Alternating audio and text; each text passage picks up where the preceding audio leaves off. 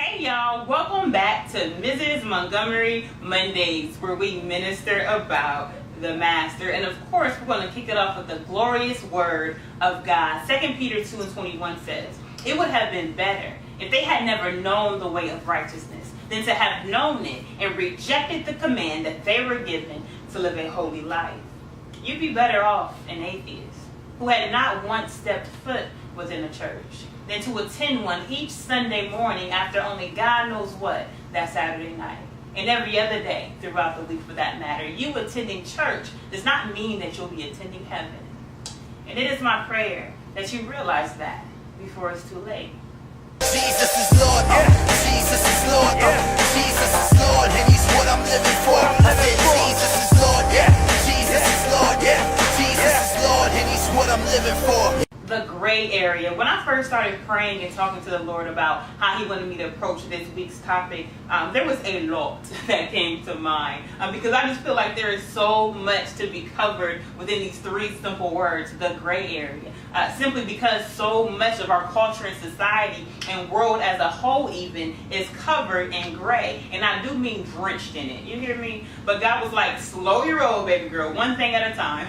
So I'm thinking we got at least a few more Mondays before He cracks that sky and returns to get to all of it. And for that reason, we decided to make this a two-part series. The gray area part 1, and drum roll please. Sorry, not. The gray area part 2. Ain't that deep? But anyways, I'll give you a quick overview too of what to expect if the Lord puts it on your heart to tune in. For this week, we're going to talk about lukewarm Christianity, which in my opinion isn't true Christianity at all, but who am I? We'll see what God's word has to say about it. And then next week we're going to talk about why there's so much gray. Who is blurring the lines? Why are the lines being blurred? What is the agenda behind it all? Who is trying to dim the light of the world? I mean, we all want to shine, don't we? But I don't know how we expect to do so when we're living in darkness. Jesus says in John 8:12, it says, "Then Jesus again spoke to them, saying, I am the light of the world. He who follows me will not walk in darkness, but will have the light of life." True followers of Jesus will have the light of life, which is Jesus Himself living within us, y'all. And for that reason, our lifestyles cannot and will not resemble and or mirror darkness. 1 John 3 verses 8 through 10 says, "Whoever makes a practice of sinning is of the devil. For the devil has been sinning from the beginning. The reason the Son of God appeared was to destroy the works of the devil. No one born of God makes a practice of sinning, for God's seed abides in him, and he cannot keep on sinning because he has been born of God. By this it is evident who are the children of God and who are the children of the devil. Whoever does not practice righteousness is not of God, nor is the one who does not love his brother." And real quick, let's go to Revelation 3:15. God says, "I know your deeds, that you are neither cold nor hot. I wish that you were either one or the other. So because you are lukewarm, neither hot nor cold, I'm about to spit you out of my mouth." God forbid. Lukewarm Christian, sit down. And then go sit before the Lord so that you can finally stand on the holy word of God and live accordingly. When you label yourself a Christian and then keep on living as if Christ does not even exist, you become a walking contradiction who's doing much more harm than you could ever do good. Let's look at the definition for the title Christian. I can go through the scriptures that define true Christianity all the day long, but I try to keep this show within 5 to 6 minutes. So we're going to roll with dictionary.com that does a pretty good job of summing it up for us. It says a Christian is a person who exemplifies in his or her life the teachings of Jesus. A follower of Christ is to be an example of who Christ is because they are Christ-like.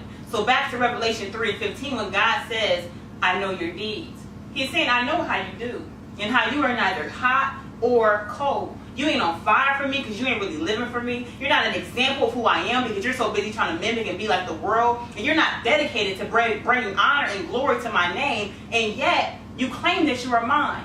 Putting God first on your profile does not mean that God comes first in your life. And He goes on to say, after you are neither hot nor cold, I wish that you were either one or the other.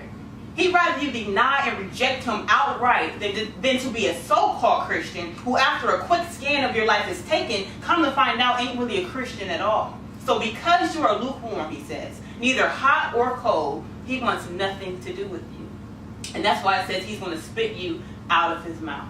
The thing is, as a Christian, it is our duty, privilege, and yet responsibility to shine light into a dark and dying world. And Matthew 5:16 confirms this by saying, to let your light shine before men, so that they may see your good works and glorify your Father who is in heaven. As a Christian, your life should shine in such a way that it becomes a trickle-down effect, so that others who see your life inevitably become transformed and then too begin to glorify the Father. Your life should be of service to the Lord in that way. But on the other hand, if you are claiming Christ, but all the while living in opposition to him, you are doing a disservice to the Lord, because you're causing confusion, and God is not the author of that. We don't have time for these gray areas, let alone these gray area Christians. You must be hot or cold, black or white, light or darkness, living for Jesus or loving this world, one or the other. 1 John 2:15 says, do not love the world or anything that is within it. If anyone loves the world, the love of the Father is not in him. So long story short, beautiful people, stop claiming yourself to be a Christian if you are still in love with this world that hates you. And actually become a Christian so that you are not in love with a world that hates you, but instead with the one who gave himself for it. And I pray that it is the Lord's sovereign will for you to do so. I'll see y'all next week for part 2. Thanks for watching.